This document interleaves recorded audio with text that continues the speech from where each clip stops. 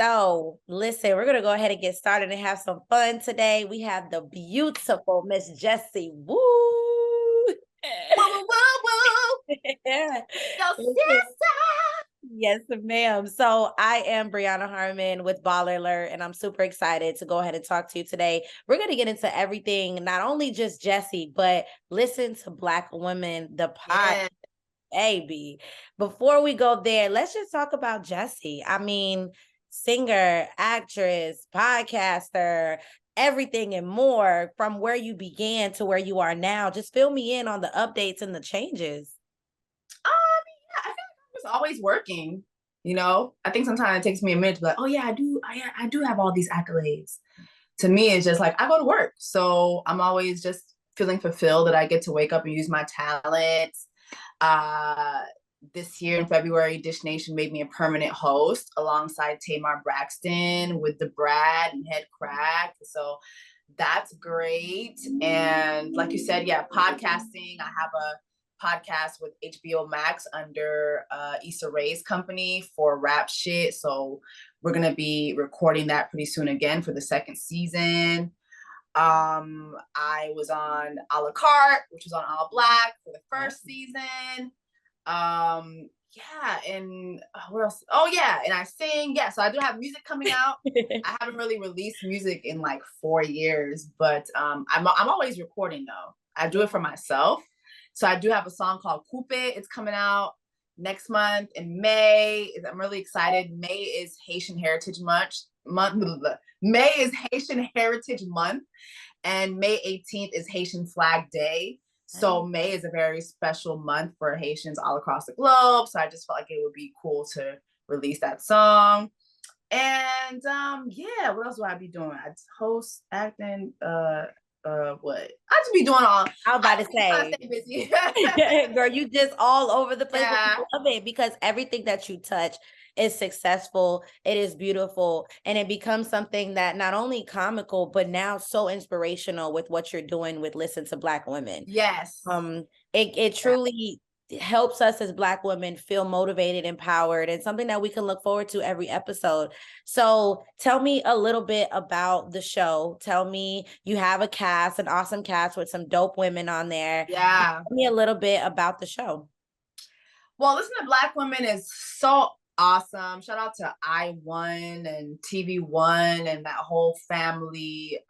Shoot, they recently sent me to the Grammys in February, which was great. It's my first Grammys. But Listen to Black Women, I've actually been doing Listen to Black Women since 2019, I think. And so as time has progressed, we've gotten more time on there to do the show. It's really a good show where we focus on issues that are specific to Black women.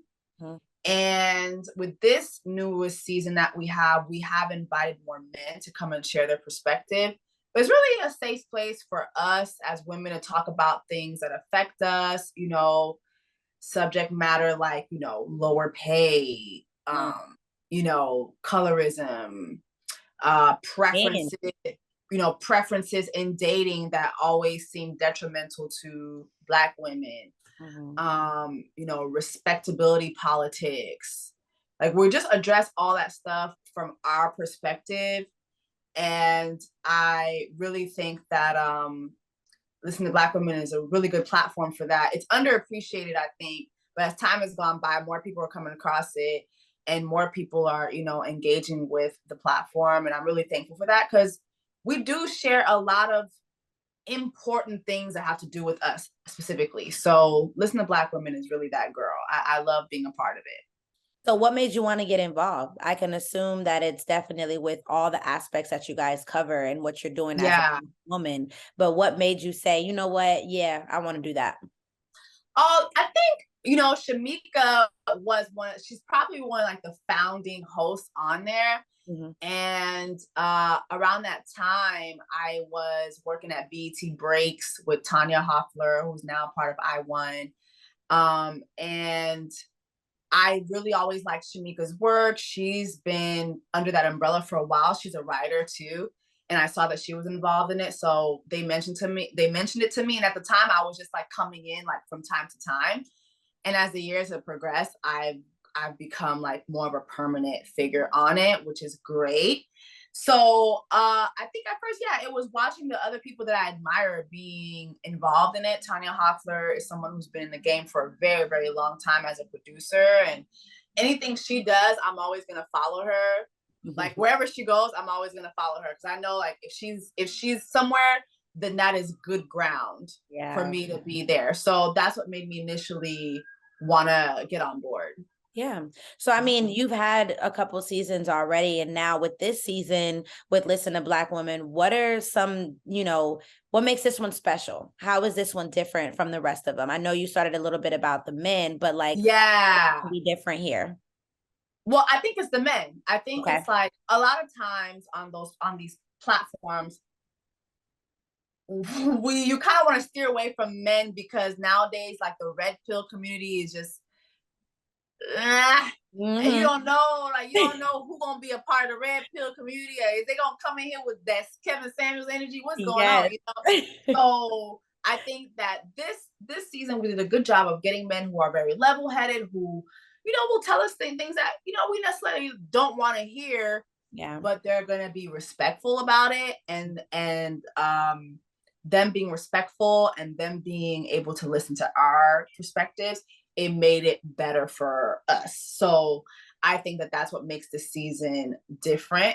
And we're able to pull from, people who have platforms as well. And I look forward to continuing that and getting even more prominent men on the show, who will give their perspectives on women's issues. And also I think it's good because then their followers who are usually men as well, mostly men, they'll be able to hear our perspective, and we can kind of just create this community and social atmosphere where both sides are being listened to and no sides are being felt like they're being stifled by the other. Yeah. Now, we know with the different seasons so far, who has been your favorite guest to talk to in this season that you guys have been a part of? Oh my gosh, there was this guy named Kevin. Oh, I can't remember his last name. But Kevin, not Sanders, but Kevin, he has his own platform and he has a podcast as well. He was really good. Like we talked about in our episode, we talked about like dating etiquette sometimes like on socials. And, he was saying how he felt that you don't have to show people online that you are with someone. I'm sorry, his name is Kevin Antonio. My bad. Okay. Kevin Antonio. That and shout out to him for doing the show. But like he was saying things like you don't necessarily have to show the world like that you're in a relationship. And some of us disagree with that. I disagree with that. Tell me why. Tell me why. Why do you disagree with that? What makes it different? Because why am I a secret? Now, granted, I think like there's dating and then there's like you're in a relationship. So when we're dating, yeah, we ain't gotta tell nobody nothing. But when we're in like a relationship, we ain't gotta actually like announce it. But we could do a little soft launch. That's funny because I disagree. I feel like my next relationship, because I got 2 kids, so girl, I'm separated from their dad. So for me, I'm like, I'm keeping it private. I don't want to put nothing out no more. But you don't feel like you can be public yet still be private? Like people know that Wizard Kelly. There's the Wizard Kelly angle. I feel like there's a lot of celebrities that, for instance, like we know that they're together, but we don't really know the ins and outs of their relationship. Like one couple that we know a lot about is Sierra and Russell, right? But we don't know the intricate parts of their relationships. We don't really know how Russell treats her, or like Kelly Rowland and her husband. They're public, but we don't really know. Like there's speculation, like Adele and her fiance. Again, like we know these people are together, right? But the internet can speculate, but we don't really know. They haven't really shared telling us the ins and outs of their relationship. So I feel like if I'm in a relationship with you, why can't we do a little soft launch? We ain't gotta say what's going on between us, but baby, why am I a secret? Okay, this is not an escape song. I am not your little secret. No. You need to let the world know, okay? That you Yeah. are not on the market. Well, then, I mean, since we're here now, is Jessie in a relationship? Girl, no. I'm in a relationship with I am in a relationship with Jesus Cristo, okay? I am in a relationship with my Lord and Savior who died on the cross for me, baby. I'm so scared of these men. These men are very scary, okay? It's scary, and the dating scene is terrible right now. I don't even want to talk about it. Ugh. Girl, it is like the Game of Thrones. I tell people all the time, I am in Atlanta right now. Me And too. baby, oh my God. So, the Africans got Atlanta on lock. It is like the Game of Thrones right now with these African men. The girls, they trying to get they kente cloth on. They trying to take trips to Ghana. They doing whatever it takes. They out here cooking jollof. They out here doing I cannot.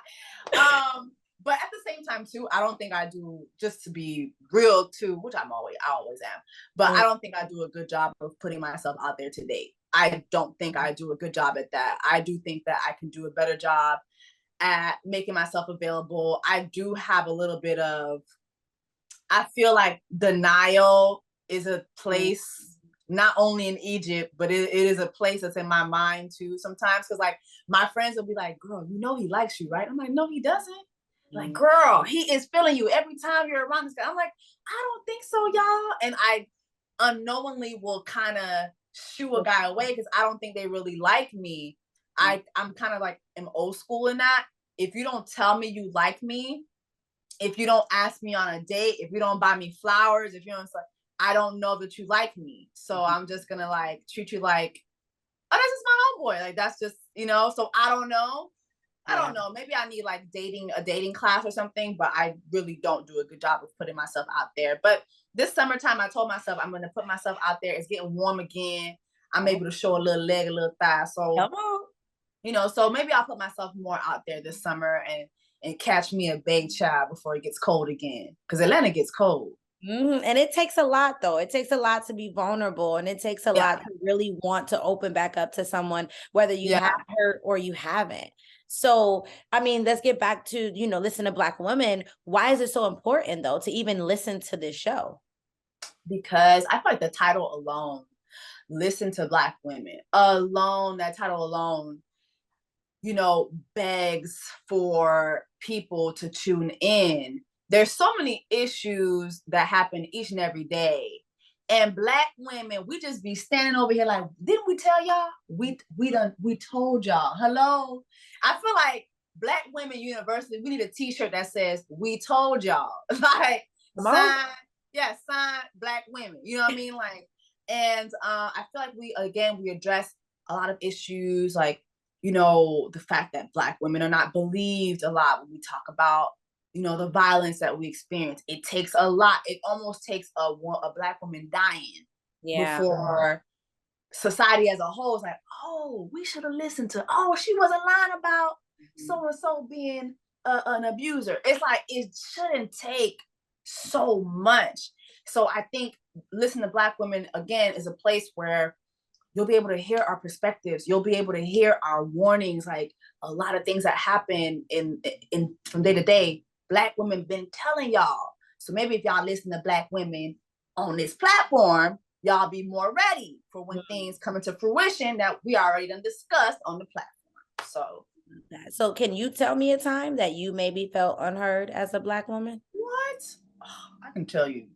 How much time we got? I mean, I'll never forget, doing a reality show and talking about my abuser and having to look in the comment sections and people, belittling me for it. And then fast forward, he was finally arrested. At the time when I did the reality show, I didn't say this on camera, but the authorities were looking for this person. This person was a well-known producer in the business, and he had been sexually abusive and inappropriate to a lot of up-and-coming singers. And so, when I spoke up about it, I didn't say his name because I just feel like people don't really care. It's like, people want you to speak up, but then they call you a liar.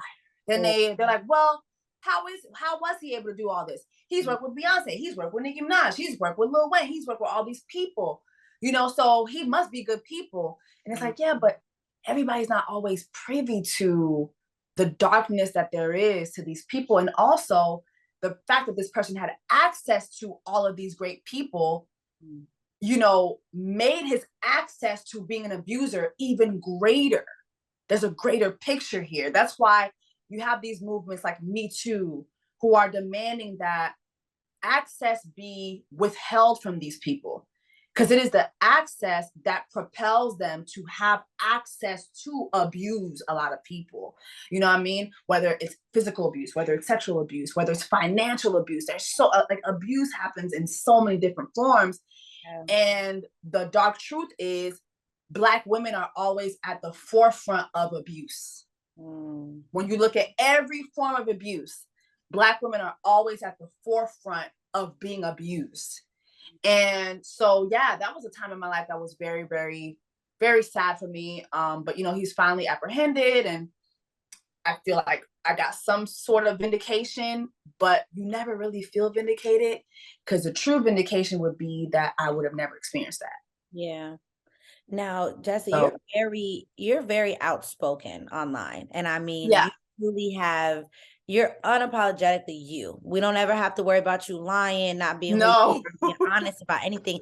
But do you have any regrets for things that you might have said before that's come up? Oh, yeah. You know how all the time they go back and they look for Oh, Twitter and they yes. find stuff against Oh, you, and yeah. it's like, Oh, I'm just yeah. speaking real. Tell me about some of those moments that make you, does it make you challenge what you say sometimes and second guess it? Or are you just like, hey, it is what it is, you're going to take it? I don't know if I would have regrets. I think I have a lot of lessons, maybe. I don't think I have regrets.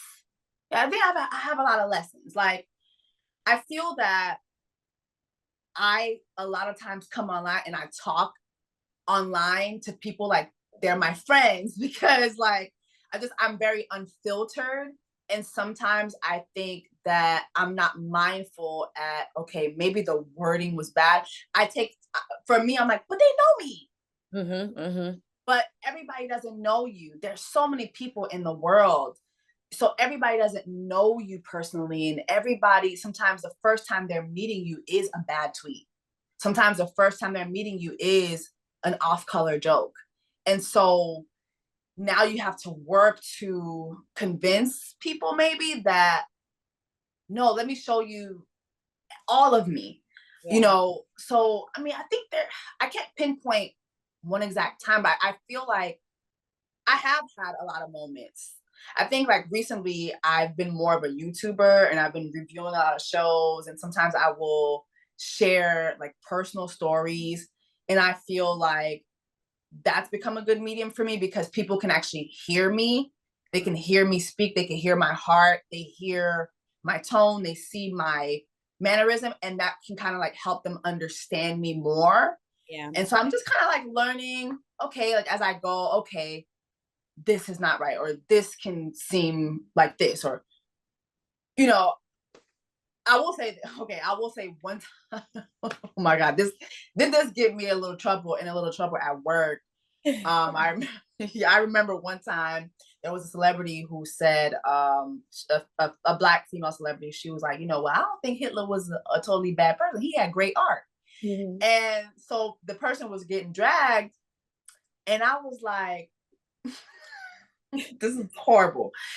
But the person was getting dragged by the Jewish community. And I was like, but wasn't y'all responsible for, and so that got me dragged. And I was like, I was trying to make a joke. So yeah, that got me in trouble at work. And it also got me dragged online. So it's like, as time goes by, even things that are like technically factual, you have to be careful, because you don't want to degrade or like put a muzzle on certain communities and what they've been through. So I'm still kind of learning that, because like for me, I can say a lot of things that are self-deprecating, like, and I say a lot of things about my culture, and I'm just very like, you know, like off the dome, I say things. And so yeah, I feel like that was a moment where I was like, ooh, okay, so that wasn't smart, that wasn't like tactful. So yeah, there's moments I've made mistakes, and maybe I don't regret because I learned, and so I'm still learning.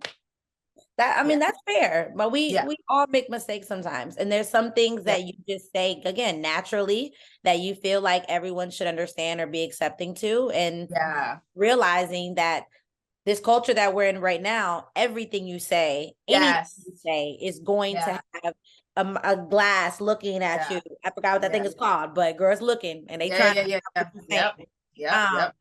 Now, with Listen to Black Women, there's obviously, and I'm sure some women in your life that have truly made you listen.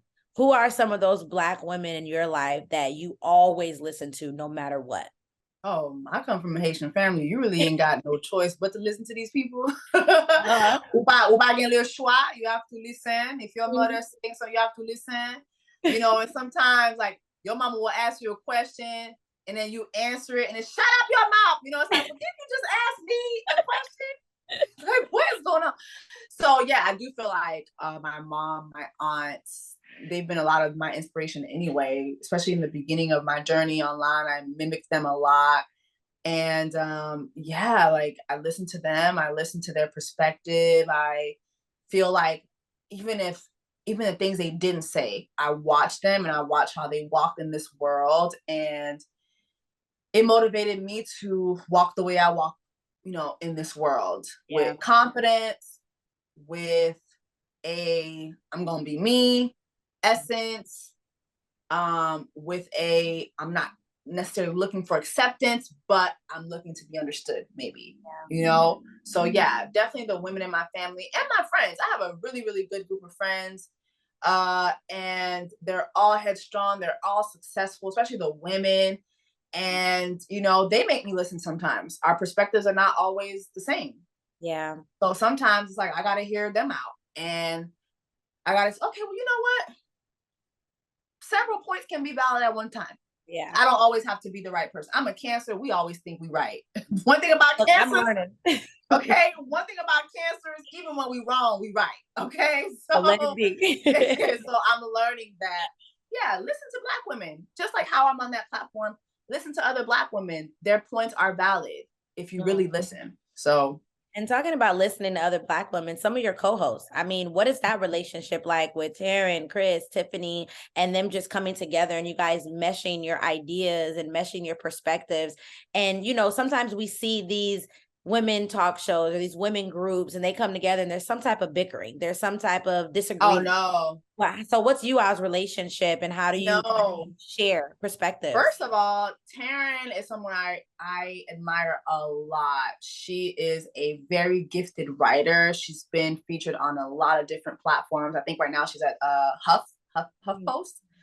And she's done a lot of pieces on different Black women in the industry. She has a passion for giving Black women a voice. I think she had a piece on Ari Lennox that's not too long ago, which was beautiful. And she gives like Black auntie vibes without even trying. She just gives like safe place.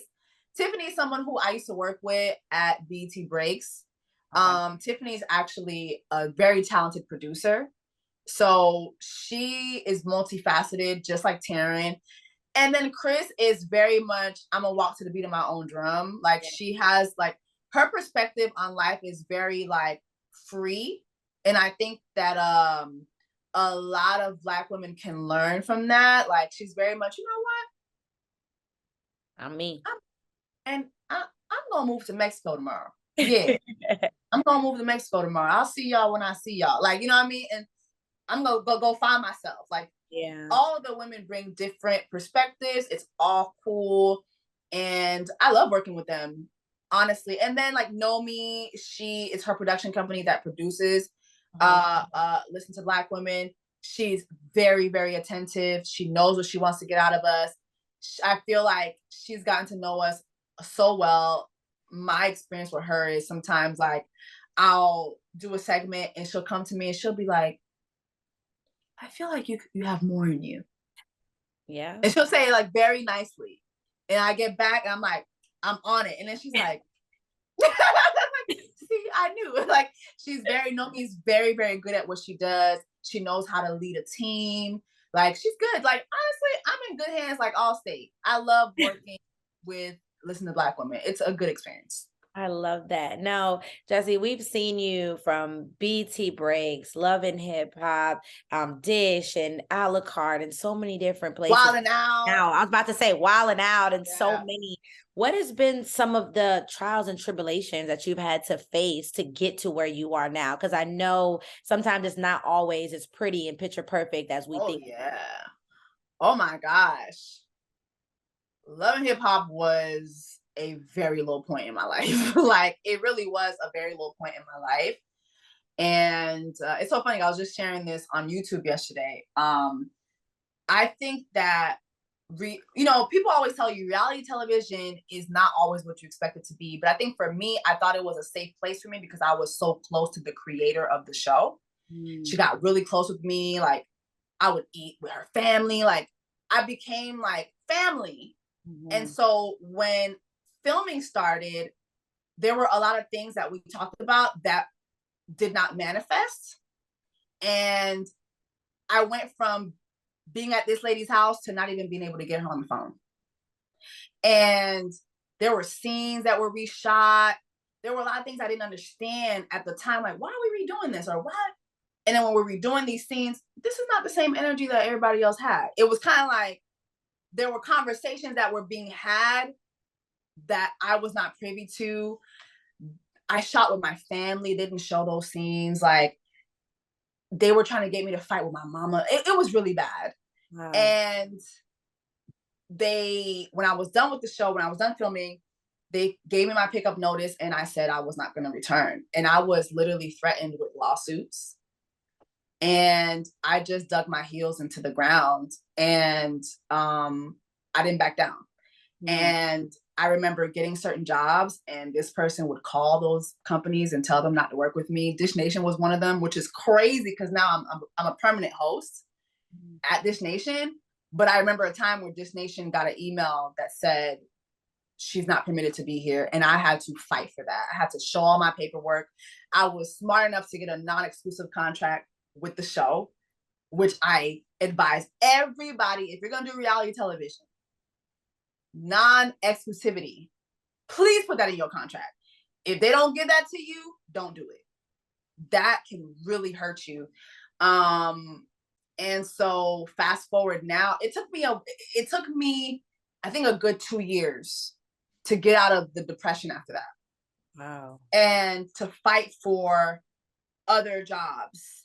And I'm really thankful because at the time, I had built so many good relationships at BT. BT was my saving grace. And to this day, all those people that I built relationships with, they always call on me for other jobs. Wow. I'm really, really thankful that God, that I found favor in those people's eyes through God. I think it was God's grace that I've been able to go on and do other things. And even Wildin' Out, a lot of people don't know this, I was a Wildin' Out girl, season 8.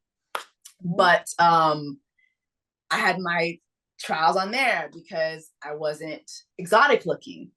And during the pandemic, I spoke about that on a panel and those clips went viral. And Nick Cannon himself called me.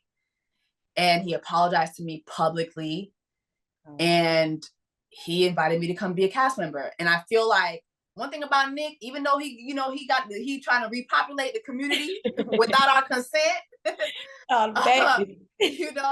One thing about him that I always appreciate, he knows how to take accountability when even if it's not him that did something, if it's something that happened under his company, he takes accountability and he will right the wrong. Look at what happened with him when he lost the show. He took accountability. That's something that I will always respect him for. And he was able to turn that around for me. And now I'm going on my 5th season with the show. You know what I mean? So again, like in that case, I dug my heels in and I feel like what sets me apart from a lot of people in this business, there's a lot of things that happen and it really, if you're not strong, you will not make it. But I don't know, maybe it's just, I'm Haitian, we don't do slavery, we don't do boundaries, we don't, so I've always been a force. And I feel like my character and my will to just keep going has made it so that I've been able to keep going. So I'm really thankful. I'm thankful to God. I'm thankful that I get so many opportunities. Every day I get to wake up and I get to use my talent, and I don't take that for granted for one bit. Yeah. I mean, Jessie, you are truly a beautiful spirit, and there's so much on your life for you to be successful. We watch you, we thank you, and Thank BallerAlert, oh my you. God, love you, girl. I love you And too. I love y'all too. I hope I can come like to the show like in person one day in Miami. I really want to do that. yeah. I love BallerAlert. I've always been a fan. So I'm really grateful that you sat down with me and talked with me. I'm really grateful for that. And everybody else, please, y'all make sure to go check out Listen to Black Woman. It's truly an episode. It's a whole series, a show that is truly something that is going to inspire, motivate, and uplift us Black women out here. So Jessie, continue to be that voice for us. Continue to let us know this Haitian culture more in depth, from the good, the bad, the Yes. ugly. And again, truly just keep being you and authentically yourself. And we love it. So thank you so much for talking with us today. Love you. Thank you so much.